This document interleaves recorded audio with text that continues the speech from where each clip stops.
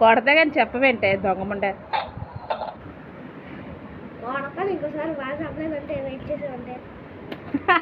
తప్పురా, ఏడుస్తుంది. కొట్టద్దు అంటుంది చూడు.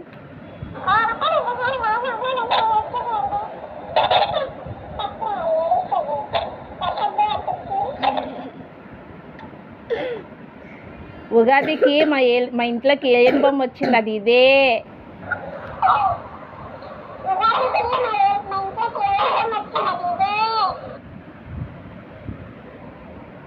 హలో ఝాన్సీ.